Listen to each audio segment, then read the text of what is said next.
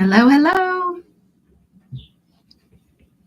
Let's get a little bit more light in. Hey, Clarity Hotliners. All right, welcome to our Clarity session, or this session of Clarity Hotline, I should say. Let's get Instagram on, and then we'll get started.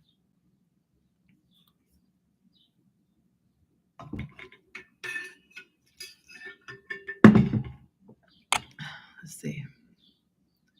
I'm gonna want that to be. All right.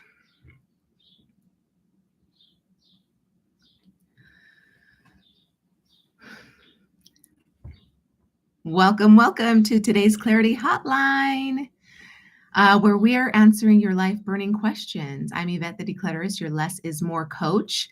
And I think right now we're really trying to get less clutter in our lives, obviously, always, right? But also like less lies that we tell ourselves. We want less of that. Because I did have a chance to review the pre-submitted questions. And so I have some ideas on I jotted down some notes on how to answer them. And then, of course, ask me anything live. I prioritize the live questions because I want you to be on with me. I know not everybody has the time to spend an hour with me on Thursday afternoons, and that's okay. So there's always the replay. So we're just waiting for some people to hop on live. I've got both chats open on YouTube and Instagram. So thanks for coming. Thanks for being here.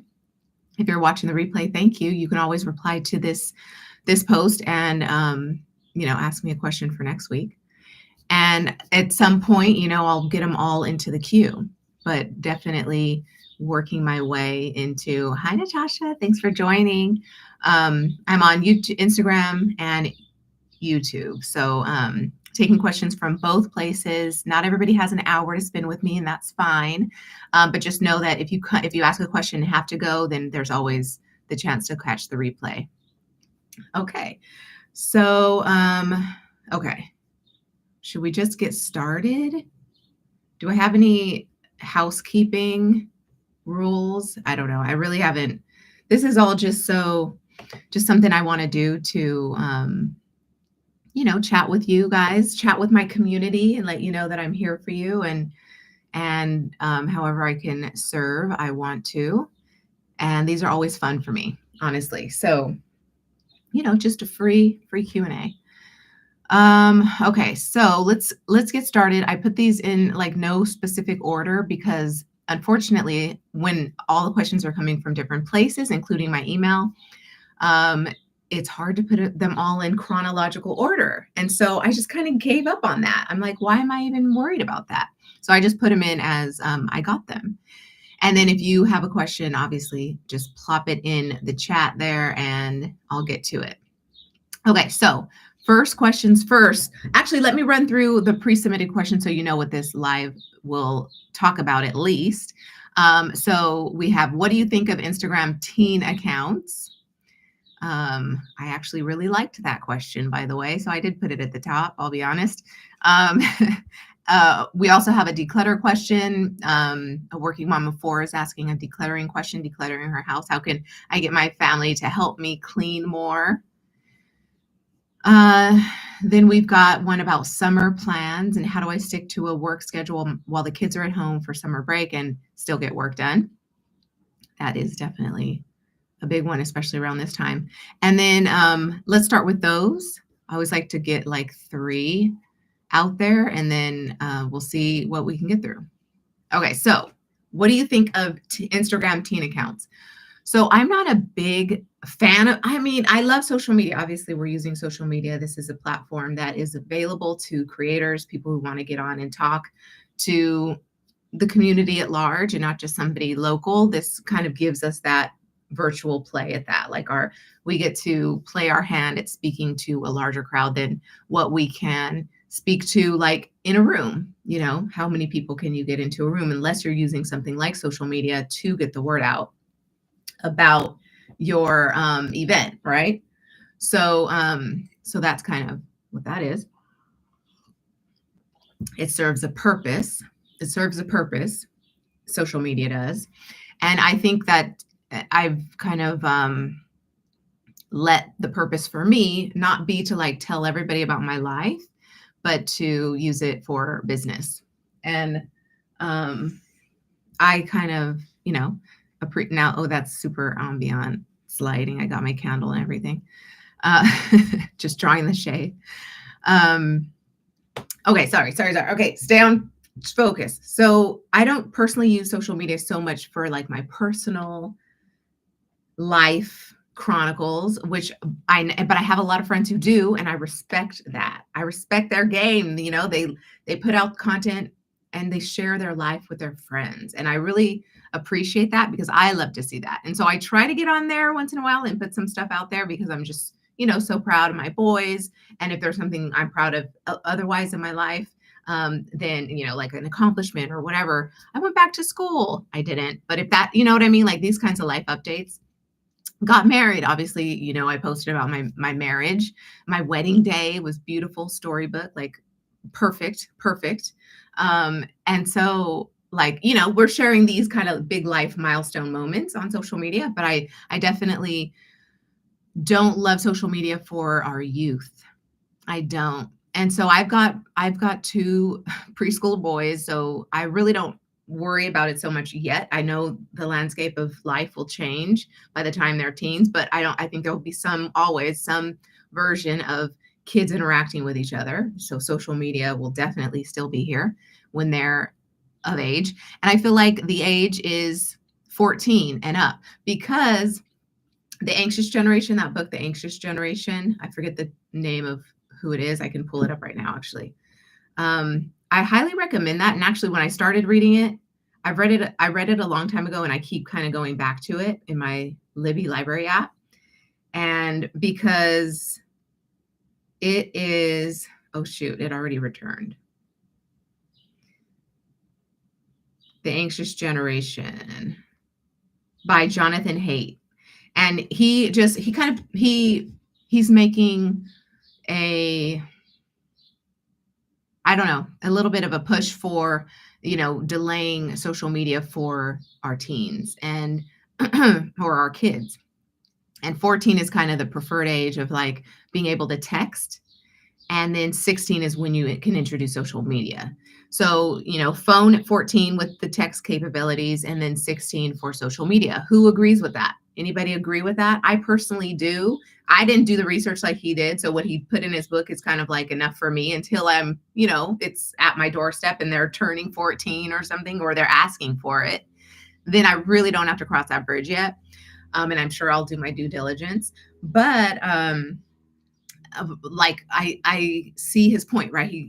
He spoke about psychology, about the brain, about youth and development, and also like the fact that virtually these video games in social media and everything is just kind of like it's just a subsection of the truth, right? It's not the whole picture. And so if you're in your most impressionable years, still under 18, are and we're always impressionable really to the net, anyway, we're always impressionable, but they're especially impressionable for like the ways of life and getting along in the world when they're in our care under our roof. And so we do want to kind of have some type of boundaries and guidelines, right, for how we want to like usher them forward in their lives. And so I like that he takes science and he backs it by, the data of, the brain and the development of the brain and all that stuff. And he comes up with the ages 14 to just be able to like chat with friends and hear back from them and how do they respond and things like that. And then 16 is kind of the introduction to social media, which you hope they're like more mature to take that kind of content in. And so that brings me back to the question, Ben's question, what do you think of Instagram teen accounts? And that actually, I appreciate that question because one, I love the commercial. I really do. I love the commercial because it's new. Like that, if you've seen the Instagram commercial about Instagram teen accounts, it's a touching commercial. And I think their line is, oh man, I don't remember it. Something about you did your job and we'll help you or something like that. And it's a mom and her son. And basically, you see kind of this flashback of her being with her son and teaching him how to cross the road, how to brush his teeth, how to just take care of himself and be responsible in life, right? And then he's a teenager. So you see them as, older. And she's like letting him go off with a guy, a friend who just DM'd him to meet at the park. And she's like, okay, she trusts that one, she's raised her son well with street smarts and sense, doesn't want to restrict that. So she lets him go. And it's touching because we're seeing this mom let their kid go. And it's like, but he was DM. So then you're kind of, no, that's a little sus, but it's not, because it's an Instagram teen account. So that the contacts in there can only contact him if they're approved, if they're his friends, and then, they can go off. So she's, confident in kind of what she's done. And then there's, Instagram is partnering with moms, parents, and saying, you're doing everything to teach them the ways of the world, all the important things about safety, nutrition, words and letters. And you don't want social media to destroy that. Of course not. Right. So, we're going to help protect your kids with you, and they get to stay on social, and so that's that's the feeling that the commercial gives off. And I love that, because we are nervous, right? I'm a nervous mom about sending my kids out into the real world. My son's entering kindergarten next year, and that's a big deal. You just worry, what are the classroom dynamics? How's the teacher? Is she going to manage her classroom well? And so that my son doesn't get the short end of the stick as far as education and relationship skills and, bettering his life. Are you going to do that for me? You're partnering with the teacher in that way. Anyway. But I do want to say this about Instagram, to Instagram on YouTube and Instagram. So this is a business. Instagram wants your teen on their app, right? They want the overprotected teen and the very unprotected teen, the one that doesn't have the helicopter parents, and they're just out there, so just whatever they're doing on social. They want that kid and they want your kid. And so, of course, right, they're going to make it so that you are okay with putting your kid on there, because they've got to appeal to the mom who's going to set the boundaries with social media and say yes or no. And they want you on there. They want everyone on there. And so, of course, they're going to cater to moms in this way and have this type of marketing out there.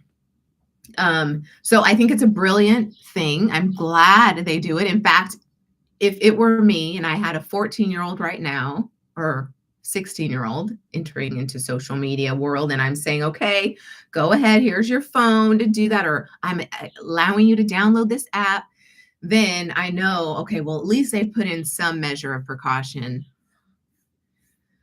to, protect my kid from just trolls and whoever else is on there that I don't want my kid interacting with. So I like it for that reason. I do want to say this, though.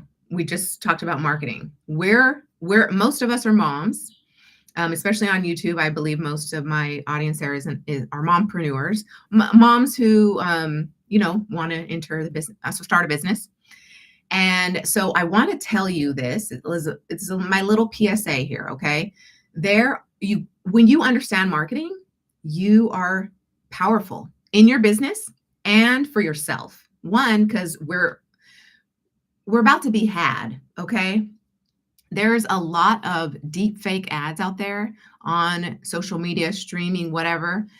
Maybe not streaming, unless it's like a legitimate, AI guy, which I've seen those ads. But there's a company called Icon that does them. But a lot of companies right now are able to use AI and market to you.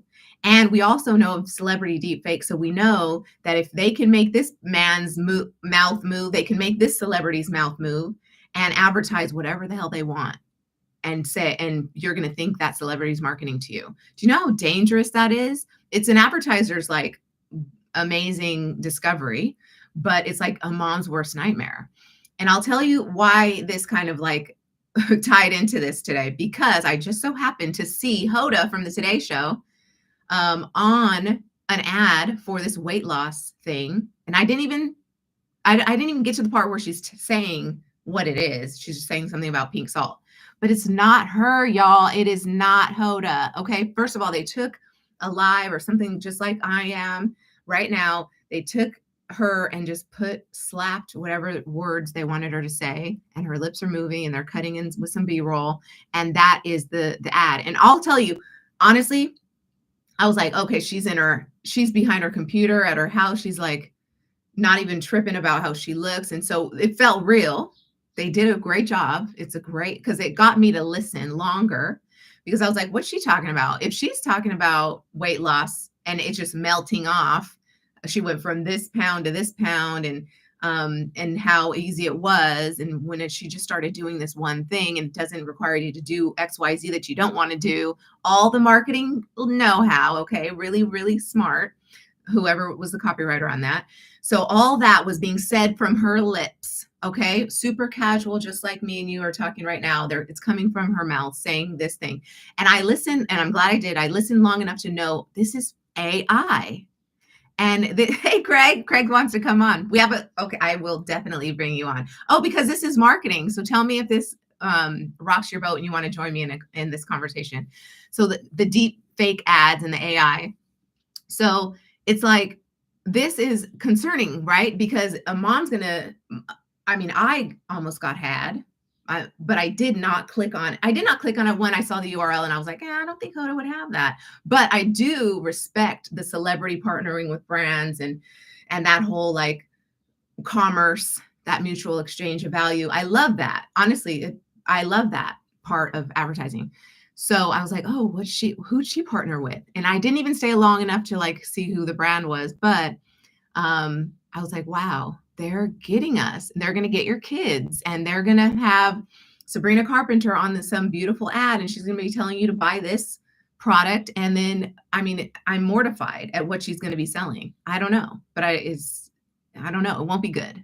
Just kidding. I don't know. But anyway, we've got to be careful about our marketing. Hi, Craig. I'm bringing you on.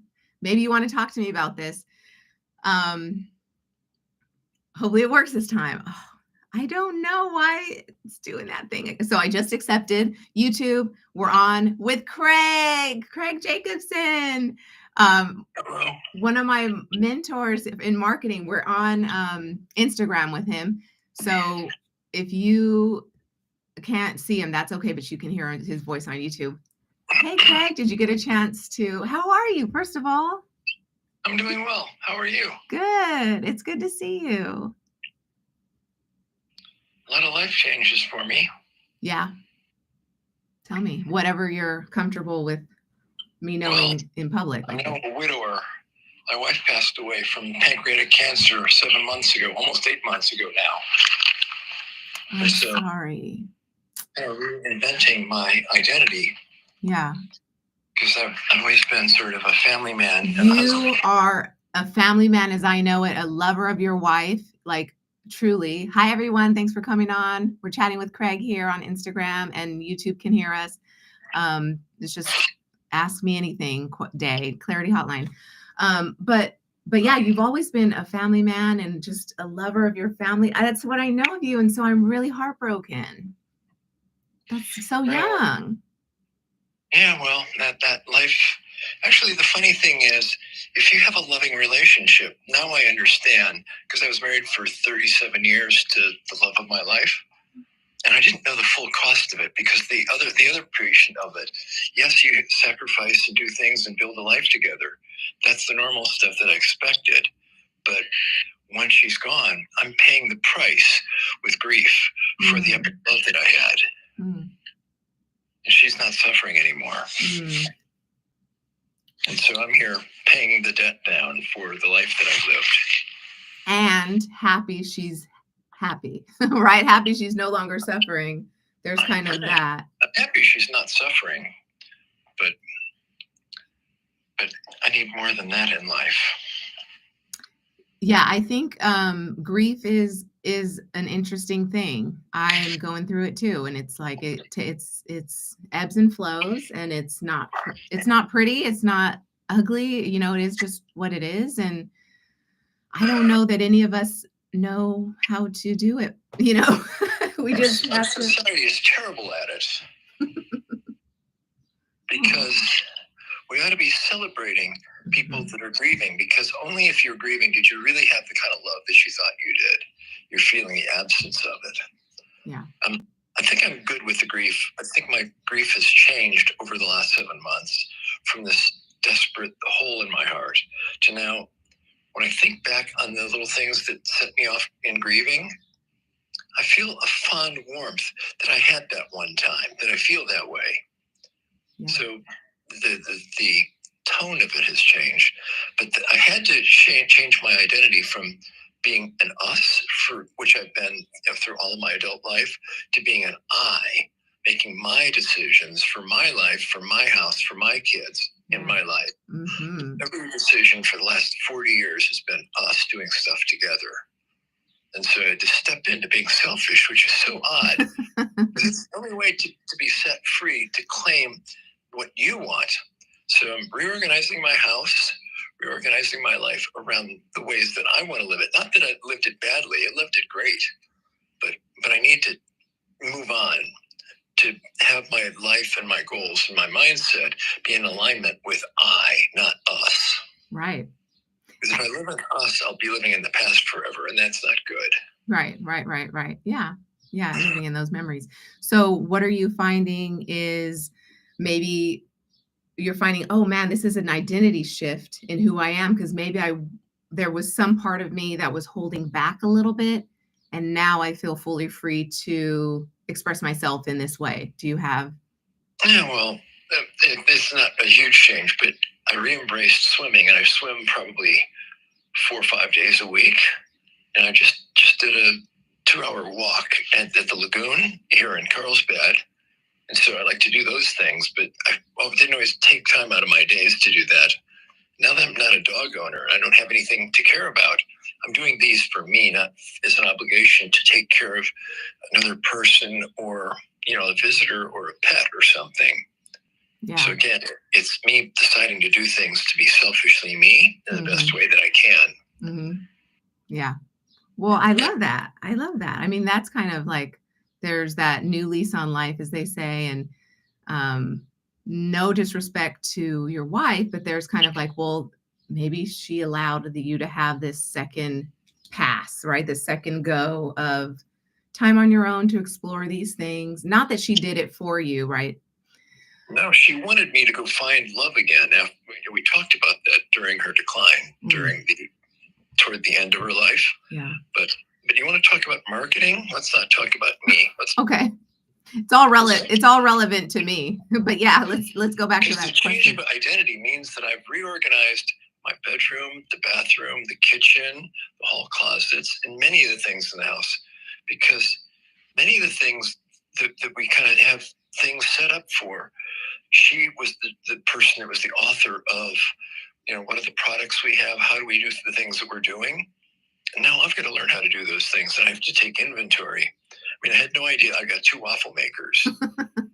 I found where they are. I didn't know. I mean, I knew that we vaguely had waffle makers when we would make waffles on the weekends, but they would sort of magically appear on the counter and then use it. So I know how to use it, but how to find these things, it's like, we used to have. Where would a waffle maker be? Ours isn't in a great place either. But it's like it's not easily accessible, because who does waffles every day? Yeah. And so it's like these little things that reduce the friction in life that I think reducing the friction in life. I've always put things that are for a task together and then sit down and organize it and then do the task. Yeah. Make a pile or a place where those things are gathered. Yeah. And then I get around to digging in and trying to actually use it. Yeah. Yeah. Yeah. I mean, especially if it's a frequent task, right? You're pulling all the things are necessary for this task and its execution. But when you're kind of in it, sometimes you think, oh, I don't have that, or I need that. And then your pile grows in order to do this project. So it almost needs a space of its own if it's a big project. So I've put a rack on my car. I've gotten paddle boards and it fixed up the bicycle. I didn't. I paid somebody to do it. Actually, I paid people to do a lot of things, and then I do some things. But, the racks in the car and the paddle boards and the bike to be able to do these outdoor activities that I want to do. Yeah. Good. So these are the me activities. Yeah. And of course, I'm doing a lot of marketing for different clients, but still highly selective. Yeah. Yeah, you always had the really smart clients who wanted you on their team. Can't blame them. You're a smart marketer. And you have been for a long time in this digital marketing space, always really smart and wise and perceptive and thoughtful and comprehensive in your approach. You always like brought us back out, see big picture, then drill in, and so you create the steps to like get to your goal. I'm curious what your take is on, these deep fake ads. Obviously we need to be shrewd consumers because we're seeing these celebrities hawking these products on us, but they're not all really the celebrities. It's all, fake. Not all of them, but I'm saying these AI ads, some of them are fake, and it almost had me on one of them. But, I'm obviously I started kind of this little PSA with telling parents to be really good, to be a good marketer, especially if you're a mom and an entrepreneur. Become a good marketer, one, because it's going to help your family. It's going to help your pocket. It's also going to help you in your business. When you understand marketing, you see both sides of the coin. So I can't not look at things in marketing and see both the ad, the product, or see the ad and kind of the owning of it, right? So being the targeted consumer and then also being the marketer who's targeting the consumer. Like I see both always. I can't separate the two. That's good because you have to be able to look at, I think the basic skill as a marketer is being able to look at things other than the way that you personally look at it, to be able to imagine the way that someone else would look at something and what they would open their heart and their mind to and what would change their behavior. Yeah. Because if you're going to tell it, because marketing is telling stories, and after somebody's exposed to your story, they change their behavior, and which is usually buy something or do something different. Right. And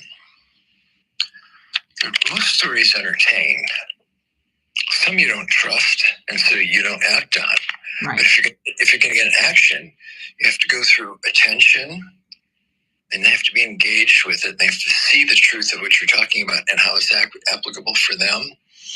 And then they're going to adopt this new point of view and then start acting upon that. Because then you get the sale and you get the behavior change. But there's 3 stages of storytelling that are not obvious, but they're important. Yeah. Yeah, and I think the script on some of these AI videos are just like they're done with genius marketers. They got the hook down, they got why you should listen in the first 3 seconds. And so they're convincing ads. They're really smart. So it's great for advertisers, right? This whole AI business. It's great for me because I definitely use ChatGPT and all the AI copywriters out there to help me write my stuff, because it just cuts down kind of that extra couple minutes of like brainstorming yourself or getting, just jogging kind of this wavelength of thought. So I love it for that. But I always edit. I always make sure it's my words. I always want to understand the logic behind what they're saying. I don't just, regurgitate it as is. So that's part of being a smart marketer, right? But as far as being a smart consumer, yeah, doing the deep dive into the website, like go in there and what are the testimonials and what is this product? And I know sometimes it's a negligible sub $50 product, but those products add up. And then it's clutter in your house, right? You've accepted it into your life. You've made space for it, not only mentally, but now physically. And so there's just there's just so much to kind of be cognizant of, when and this started as a social media question, by the way. Like, what do I think of social media? But, but, but yeah, Well, social media is valuable, and because it's a little bit different, because what you get is the proof, you get the credibility from the author of it, and the idea of a deep fake, it cuts against the entire grain of it, and it will kill if they allow those to go on without being a way of being able to identify that those are deep fakes rather than the real thing. Yeah. That's going to kill the entire social media, because you can't trust. Right. And in the absence of trust, you don't need celebrity endorsers or some leader that's going to have done the research and the experience for you to then have you benefit from their experience. Yeah. So it'll be costly to it. We used a lot of AI. We've daisy chained a bunch of AIs together to do market analysis, to look at competitors' behavior, to watch the metrics for the marketing system itself, even to set the goals for the system, and then watch, are we achieving them? Yeah. It's crazy how it's changed things. Actually, we let loose 4 programmers because we've got AI that's doing better, cleaner code than the programmers are at a fraction of the cost. Yikes. Right? It's going to change that economy as well. But we're in the wild, wild west with AI. Yeah, because what deepfake is doing is it's legal, but it's morally objectionable. And I think that Black Mirror episode kind of pointed out how nefarious it is. Which one? I think it was first one of a season almost 12 months ago, where there's the actress, and they cut her out and they digitized her and had her speaking words she'd never spoken. Okay. It was using deepfake. Did you see that? Was Selma Hayek in that one? I think so, yeah. Okay. Yes. Yeah. That one's brilliant. And yes, it is. It's telling. It's telling, because why can you write something like that and you've not gotten wind of that something like that is possible? Well, it is. It's been that possible for a long time. I mean, even 3 years ago, they were doing deepfake Trump and Obama videos, spinning that with radical points of view to try to undermine the credibility of the people that are big supporters of each of those groups. Right. But rather than trying to get people to change their behavior, they're trying to create distrust, to weaken an opponent's coherent audience and tribe, and weaken the tribe. Right. Yeah. So I mean, it does happen in politics. That's definitely true, right? I think we were definitely dealing with that long ago, years ago. So I don't know. It's coming home. It feels a little bit closer to home, even more so now. Well, the basic things are big. Do you have a really good value proposition that stands out compared to any competitor?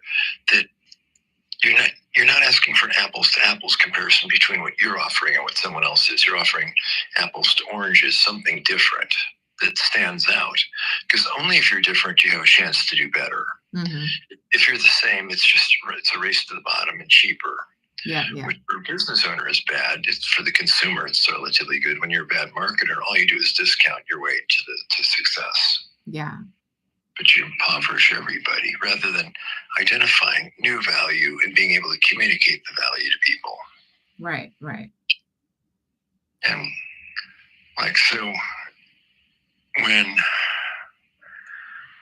my mentor built Johnson & Johnson's baby shampoo, okay, the problem that he had was he was noticing that the American public, in those days, in the late 60s, late 50s, and early 60s, was moving from the cities where they were doing weekly baths to suburbs where they had showers, and they were still using the same shampoo. So if you had high alkaline shampoo with daily showers, your skin and hair got really dry. Mhm. And women didn't like that. So he was tasked with creating a shampoo which wouldn't burn their skin and would still clean and have whatever the shampooness experience is in the minds of women.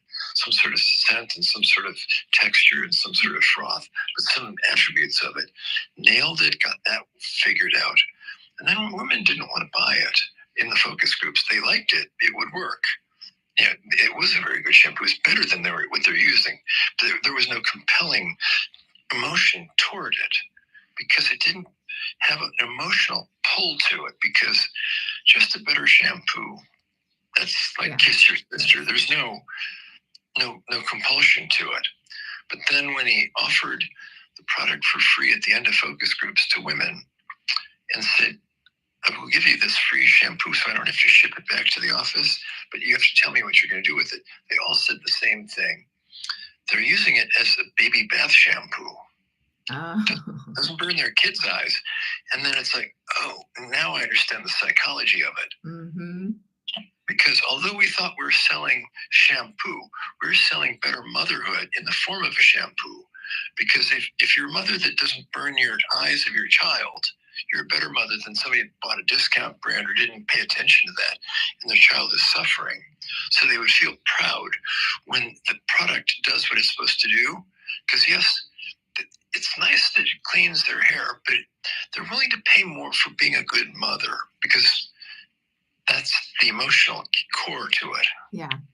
Yeah. Does that make sense? It absolutely does. It absolutely does. And it does tie us back to, advertising mothers. And let's let the competitors sell shampoo, and we're going to sell motherhood. And yes, there's a lot of competitors that have built store brands, but Johnson's baby shampoo for the last 60 years has been in the top 3 in sales in 90 countries around the world, in all these different cultures, because they found the emotional note that resonated with people. It has that compelling nature to it. Yep. Yep. And that is the long way to tell. It's having a better story that's different than your competitors. Yeah. And I mean, how do you find that better story? It's in the heart of the prospects. I mean, you can see it by looking at the comments when they've complained about using competitive products, and they're saying, it doesn't do this, doesn't do this, doesn't do that. Those are usually the tactical little things, but that's not the key. That's part of a bigger picture of what they really want, what they're hoping for. Yeah. I mean, I like living a simple life that's organized, that's not frivolous. And so how I organize everything around my house is around simplicity and having backups for things, because shit breaks all the time. Good. Don't start acquiring a lot of backups. And then leave a lot for your kids to have to rummage through when they're going through the house, the inherited house. Oh, yeah. Like we have to do, me and my siblings. Are you in the process of doing that? Mm-hmm. Did you lose your parent recently? My dad in March. Oh, I'm sorry. My sympathy. Thank you. To cancer as well. What? Oh. It was a fast decline, 2 months. It was in his gallbladder. Yeah, my wife had pancreatic cancer. And so, yeah, that's the worst, right? Don't they say? A lot of vomiting and a lot of pain. Oh. 155 doctor's appointments, 33 admissions to the hospital through urgent care in an 11-month period. And then she did die in my arms at home as she'd hoped to. That was hard as hell. Yeah. My dad too went home and passed. That's where he wanted to be, but he came from the hospital. Yeah, she'd been in hospice, and we had her discharged from the hospital so we could get hospice care. Yeah, exactly. Same for him. Just the end of it. Yeah, and that's kind of what the doctors when they start suggesting hospice, you're like, okay, yeah. Yeah. And he was in San Diego, so I made the trips from LA to San Diego to see him every So week. Yeah. you're in LA now. Where in LA? I live in Compton. Okay. Mm-hmm. Straight out of Compton. Straight out of Compton, straight into Compton. But yeah, I was struggling in my grieving, about cancer, and then it became something else. It became about, what were my last words to him, those kinds of thoughts. And because for a while there, a conversation with him really couldn't be had. It wasn't too, you can't have too fast a conversation or too deep a conversation, because you're not really sure what he's responding back with, because he didn't really have it, the capability of Doped out on communication. pain meds for a long time and many other drugs. Like, I still have a pharmacy here. I bet. Oh man, so you haven't gotten rid of those yet, huh? I got rid of like half of them. Got rid of the fentanyl, got rid of the morphine, got rid of most of the narcotics. There's all these other drugs that were fairly expensive that were specifically around a rash or an irritation or something like that. Yeah. It's hard to figure out that we needed it. And if it's $200 a tube, I'm not going to throw it out. It's not going to hurt anybody. Yeah, yeah. But how do you get rid of the fentanyl? What do they say is the proper way to discard something like that? Well, they said to go to the sheriff's station. The sheriff's stations don't take it anymore. So instead, we had to take most of the narcotics, put them into cat litter, and soak it in water in a plastic bag, and then double wrap it and put it in the trash. But you can't flush it down the toilet. Oh, I would not. I would hope not. I would hope people don't do that, but it's on TV so much that somebody's probably going to do that, flush their fentanyl down the toilet. Yeah, that's questions. Well, I've got some more questions. But before I let you go, how about you? I got some more questions that came into the Clarity Hotline, I should say. But as far as ending this marketing talk, what would you say is, I don't know, I don't want to put you on too deep a spot, but what would you say is just something to watch out for right now as an entrepreneur mom starting or pivoting or scaling in their business? You could choose. I would say that most people are worried about distribution of message, because there's really two issues. There's three big things in marketing. Being able to get the attention of people that don't know you. That's sort of the distribution of message part with a hook that grabs their attention. And then being able to hold their attention, get them to think differently about what you're offering, and having an offer that's different than other people. So having the best offer and having the best story are the most important things. Most people are worried about distribution of message and getting in front of millions of people, which is a fool's errand.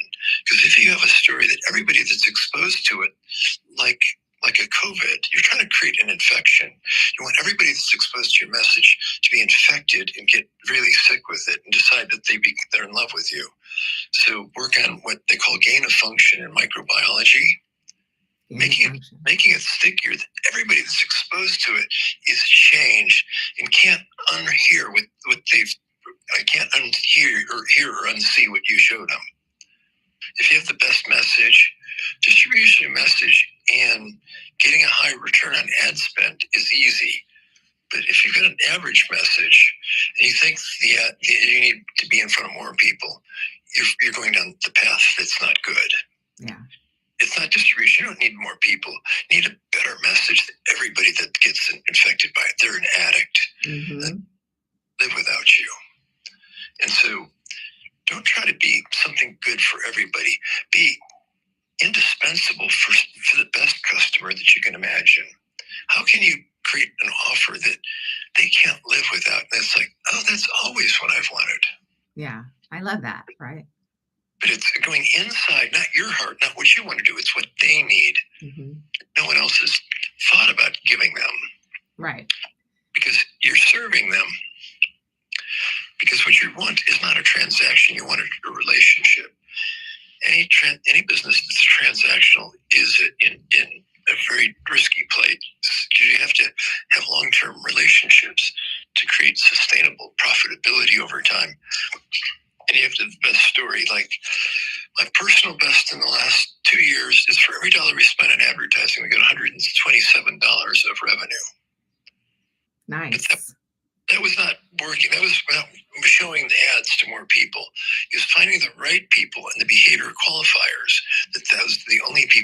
that deserve to hear our message. And then the story just resonates with them. Yeah. And they become customers and addicts, and we get them to refer people to us, and everything gets good. Yeah. Yeah. But you don't want to be the cheapest. You don't want to be like everybody else. You need to be better and essential for somebody, I would say. Absolutely. For somebody, right? Not everyone, especially in the beginning. Pick your somebody, pick your someone, talk to them. Yeah. Well, it isn't about persuading everybody that you need it. It's helping them go through to figure out which kind of person are they? Are you the kind of person that would benefit from what I'm doing or what I'm offering? So it's disqualification, not wooing people to say yes, helping them to figure out all the no's. And if they can't say no to you, you win. Yeah, you win. I like how Alex Hormozi puts it, create an offer so good that people feel stupid not buying it. Exactly. Yeah. Well, cool. Thank you, Craig. Thanks for coming on. I'm glad this worked out this time. I was able to accept and you popped on. So whatever happened, it worked. I'm working with a guy that has been working with Alex Hormozi's copywriter for the last couple of years. Oh, okay. Did he help with school and all that stuff? Or is he just working with the gyms? No, it's other businesses. Okay. So he's helping with another project that I'm on right now. And the other guy is the ghost author that's been writing Dan Kennedy's stuff for the last 3 years. Whoa. So Dan Kennedy's still putting out stuff? Ghostwriters? They found a voice. Yeah. Oh, yeah. Oh, yeah. Oh, yeah. I mean, digital marketers are still quoting Dan Kennedy today. So, yeah. Yeah. Don't let that equity go, for sure. I get it. But thank you, Craig. Thanks for coming on. I'm going to pull you on whenever we have a marketing question. Okay. Sure. Okay. See you later. We're going to stay on. I'll just let you go. How do I let you go? Okay. I don't know. I think you just hang it up. I don't know. Okay. Thank you. So Craig has to leave. I don't know how I would let somebody in and out. I'm still, new to the accepting the collabs, but yay. So hopefully you guys got some nuggets from Craig. I had been learning before I moved from Craig for years and years, starting at least 2012. Yeah, so it's been a while. I've been in this digital marketing space for a while. Okay, so getting back to the questions, and I think we only have time for one more. We did get through, in case you're just joining us, this is our Clarity Hotline. Ask me anything. Really, nothing's off limits, and I could choose to not answer it. But I mean, we talk business here, life, home, clutter. I mean, if it gets you some peace of mind and ease about your day and clarity for your life, that it's welcome here. It is welcome here. Okay, so let's go to another question. We talked about AI, marketing, talking heads, how to be a smart consumer, how to be a smart mom for when your kids are consuming content on social media, and how many deep fake ads are we going to see before, we start really kind of knowing, okay, before it gets better than we do in regard to dissecting. Is this real or fake? So do your due diligence on the back end. Maybe a deep fake ad got you and you're watching it and you're into it, not realizing everybody's mouth is not moving in a way that they would have condoned. It's actually like AI talking and selling you something. I think our best bet is to just follow the ad, right? Follow the link if we're curious. Read through the sales page, understand what's being offered, consider the price, right? Consider the fact that once it gets into your house, if it's not real, it's clutter. And then you have the inconvenience of figuring out how to dispose of it and get it out of your life and let go. It's just something new. The conversations around stuff that we could have. Okay, let's answer Tara's question. And I want to be really good about, starting and ending on time. So we don't have as much time to answer this question, but I do at least want to, since we are talking about clutter, might as well get to, is it Tara? I think it's Tara. Tara asked this question. So she says, as a working mom of 4, I'm having a tough time keeping my house clean and it's driving me crazy. Thank you for all the context here, by the way. Please give me context. It helps me. Don't think it's too much. It helps me understand like what your end goal is. But anyway, keeping my house clean, and it's driving me crazy seeing my house a mess every single day, and it's affecting my happiness. We don't like that, right? How can I get my family to help me clean more? Okay. So I did have a chance to like look at this one and think about this one because this one was pre-submitted. And I feel like you're not going to like my answer. I feel like you're not going to like my answer. And it's because I'm a mom too. I'm a mom too. And we don't have a lot of time, but my answer does involve time. It's an investment of time and energy to get your family to help you clean more because you come from a standpoint of, or let me ask you this, Tara, you're not on with me. I don't think, maybe, I don't know. Let me ask you this question. Anybody who's watching, I'm going to ask you this question for somebody who wants to declutter. When it comes to, is it more important for your family to help you clean or that it gets clean? Okay. And why those are two separate endeavors is because both are going to take you time.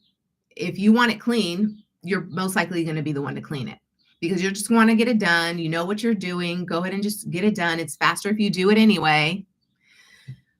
But the other one also takes time. It takes a lot of patience and collaboration and cooperation from both parties. Getting your family to clean more means they're bought in on the idea of cleaning as much as you want things to be clean. Okay. And that's an investment of your time, your energy, your patience, your conversation, because what you need to now be is a tutor for your kids and your family. So, partner, a tutor in the ways of how you like the house clean. Now, is all this going to happen overnight? No. I mean, do you tutor writing and math overnight? I mean, no, a tutor is kind of in it for weeks and weeks and weeks, working with this one individual on a subject. And granted, new problems come in, right? And so we get to experience this subject matter in new environments, algebra, trigonometry, calculus. And so it's like we experience math in many different forms. And so you kind of carry this tutoring along with you, right? To learn as you're growing. So same thing with cleaning. It's just like you would teach a first grader to read and write. You become their tutor by sitting down, understanding their perspective on what clean is, right? This is also their house too, right? Your family, okay. Your family, this is their house too. I know it's your house, but it's also their house. Okay, good. It's also their house. They would get it if it was, you were able to give it to them in an inheritance, right? They would get it. What's a place they call home. So it's their house. Okay. If they call it home, it's their house. And when you respect that, then you're set up for a mutual agreement on what clean is for this space.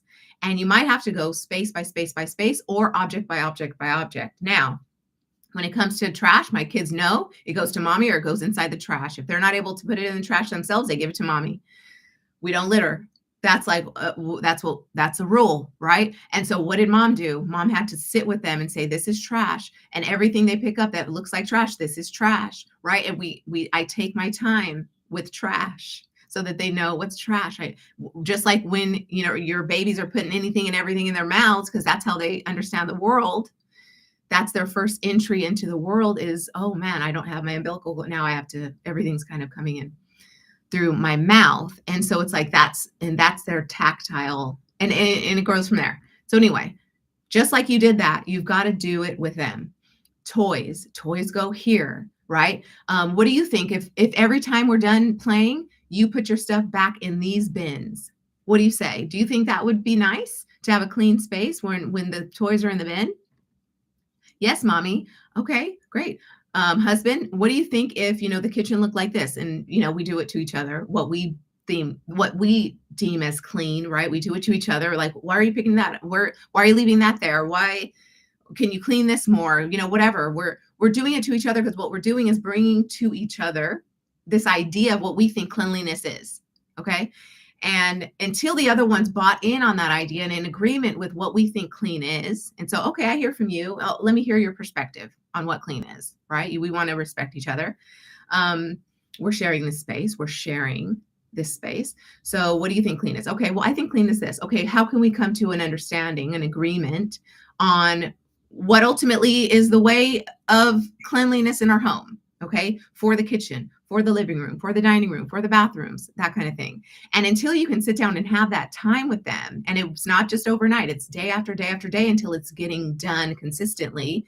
And as second nature, just like you learning anything, it becomes second nature. It's not easy until it's second nature. That's why we talk about habits and creating new habits. Breaking old ones, creating new ones, is it takes time. And so you would want somebody, just like you do a teacher for your kids, you want them to take their time with your kids in teaching this lesson. And so we've got to take the time with our kids to teach them what is valuable to us. I value a clean home too. Honestly, it's crazy making when my house is a mess. It's just like, then I just want to tidy as I go and pick up everything. And then I end up kind of derailing my day because I'm tidying. Versus dropping that ball, to use Tiffany Dufu, one of my favorite authors on this topic of just like sharing the load in the household. Dropping that ball and be like, I'm not going to pick up and tidy every time I see something out of place. What I am going to do is when the kids get home, tell them, hey, when we're playing, I'm going to give you 15 minutes to clean up before we've got to go. And so then it's like everything starts to stack up as far as your awareness of what it takes to help them learn to clean. Okay. It's giving them countdown timers. It's saying, okay, we've got 15 minutes and in 15 minutes, we'll start to clean up. Then they know they have 15 minutes to play. Then, okay, now it's our 15, or maybe give them a 5-minute warning. Okay, 5 minutes, and then we're going to clean up. And when that 5 minutes are done, okay, guys, now it's time to clean up. I hope you had so much fun. Let's take 3 minutes to put everything back. And if you're trying to get out the door to an event or to school, whatever, then if you're rushing the kids past this learning development that's happening right now, this moment, this learning opportunity, if you're rushing them past that, then they're not going to care about cleaning that stuff up. And so poor planning on your part does not constitute a problem on their part. My dad used to always say that. Poor planning on my part as the parent does not constitute a problem on my kid's part. So I've got to be aware of like, okay, well, I need to, I know that we've got to leave for school at this time and the kids are playing. They woke up a little early. They have time to play. Okay, so they're playing and I know I've got to be clocking things. And so if I'm piling too much on my plate during this moment, it really matters to me that they follow suit and clean up, right? And I'm not just I'll just do it in my mind, in the back of my mind. I'm thinking I'll just do it if they don't do it. Well, then I've given myself an out. I've given myself a plan B, which means plan A is no longer applicable, which means they're not going to learn the lesson. I say in a video, this week's video drops on Friday, by the way. Friday, the YouTube, if you're on here and you're looking for my content, it's my recorded content is dropping on Fridays. So anyway, so I say this on one video where we're talking about like if you shun your kids from the kitchen, let's say, and they want to help you. My kids are preschoolers, so they want to help mommy. They want to help mommy clean. They want to lighten my load. They love it, right? And so if their foray into adulting is helping mommy clean up or cook dinner or clean the dishes, then if I say no, I don't have time for that. I just have to get this done. Well, then if whatever they're shunned from, they're not going to adopt as part of their narrative, as part of their understanding of life and what it takes to run a household, cook dinner, and what have you. And granted, I mean, 4 and 3 are a little young, but it's like whatever they're shunned away from, they're not going to adopt and accept as something they can own, right? And so stop shunning your kids away from something that you want them to own. If they see you cleaning it after you said you weren't, or if you tried to get them to clean and they didn't end up cleaning and you just don't have a lot of time, so you end up cleaning, know that that's acceptable, right? It's acceptable.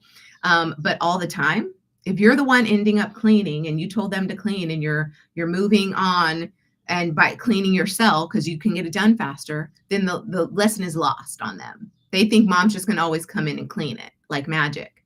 Well, if that's not what you want, if your goal is to get your family to help you clean more, then it becomes a lesson. It becomes you being the tutor and you taking the time and you taking consistently the time until they're doing it well themselves, right? And you've observed them do it well, your hands off. You've observed them after weeks of consistency and diligence on your part see them executing really well, cleaning this bathroom, cleaning the tub, or taking the trash out, putting the bins back. If you've seen them do this well, then you can send them out. Okay, okay, honey, can you take out the trash today? Maybe give them a deadline, because that's another aspect of this. But I think, well, I'm going to take this at the top of the hour next week at our Clarity Hotline. Tara, I'm sorry, I could only get out what I think will help you immediately, but there are some other nuances to this. But work, I'll see you next week. But work in this week to take some time to sit with your kids, understand their level of clean, their idea of clean, and your idea of clean, and how they can marry together. Sit with them, do it with them. It takes time. They don't want to clean. They want to play. Do you want to clean? You want to play, right? So it takes time. But if it's important to you, you'll give it the time, right? So we'll pick this up next week. Thanks for coming on, everybody. Thanks to Craig, who came on live with me, hopped on live with me. I have such a good time with these Clarity Hotlines. Thursdays, noon Pacific. I'll see you next week. Peace. And I'll see you next week. YouTube. Okay, so I'm going to try to get you guys on YouTube the timestamp so that you know what question is what and when it was asked, so that it's easier to get straight to your question. Especially if you pre-submitted a question with your name, I'll put your name on there so that you can find exactly which one was yours. And hopefully that helps you get your clarity that you asked the question for. All right. See you next week.